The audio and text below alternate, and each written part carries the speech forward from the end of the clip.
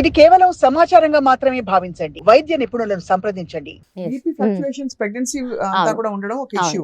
అవును. కాకుండా డెలివరీలో hyper tension ఉంటే చాలా జాగ్రత్తగా హ్యాండిల్ చేయాలి. ఎస్, బీపీ ఉండడం, బీపీ అంటే జెనెటికల్ గా కొంతమందికి, అంటే వీళ్ళకి బీపీ పెరుగుతుందని ముందే చెప్పలేం. కొంతమందికి చెప్పగలం, కొంతమందికి సడన్ గా 5th 7th month 8th month low BP sudden గా పెరుగుతుంది.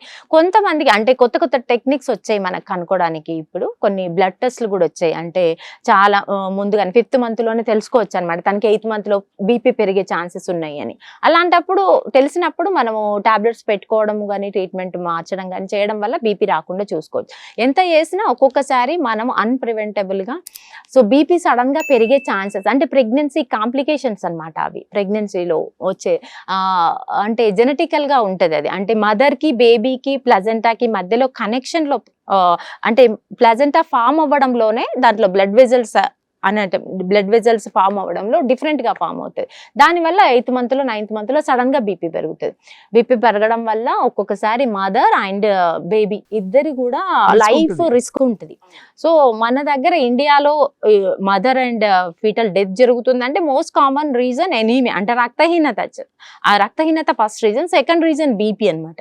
బీపీ వల్ల ఏమవుతుందంటే బీపీ సడన్ గా ఎక్కువ అవుతాయి. ప్లజెంటా ఉంటుంది, మాయి అంటాం కదా, బేబీకి మదర్ కి మధ్యలో బ్లడ్ ఫ్లో చేసే ప్లాజెంటా, ఆ కనెక్షన్ సడన్ గా విడిపోయే ఛాన్స్ ఉంటుంది బీపీ ఎక్కువ అయితే. దాన్ని అబ్రప్షన్ కండిషన్ అంటాం అనమాట. అబ్రప్షన్ అయ్యిందంటే మాయి విడిపోతుంది. మాయి ఎప్పుడు విడిపోవాలి? బేబీ డెలివరీ అయిన తర్వాత ప్లాజెంటా రావాలి.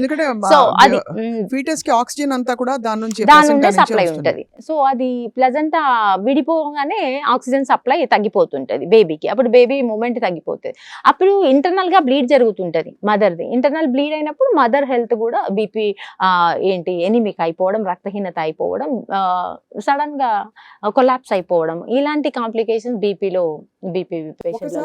అబ్రప్షన్ వచ్చిన తర్వాత అది మళ్ళీ అతుక్కోదండి. నో, ఒక్కసారి స్టార్ట్ అయిపోయిందంటే అది పెరుగుతూనే ఉంటది. పార్షియల్ అబ్రప్షన్ చాలా రేర్ గా, అంటే 5th మంత్ లో 6th మంత్ లో కొంతమందికి సబ్ కొరియన్ హీమరేజ్ అని పార్షియల్ అబ్రప్షన్ చాలా అంటే లో ఉంటది అనమాట. సో అట్లాంటి వాళ్ళకి మళ్ళీ ఇంజెక్షన్ మెడిసిన్ ఇచ్చుకుంటే అతుకుంటది. బట్ అది వేరే కండిషన్ లో, బీపీ కండిషన్ లో అలా జరగదు. బీపీ కండిషన్ లో జరిగిందంటే ఎక్కువ అబ్రప్షన్ ఉంటది, అంటే సపరేషన్ ఎక్కువ ఉంటది, ప్లాజెంటల్ సపరేషన్.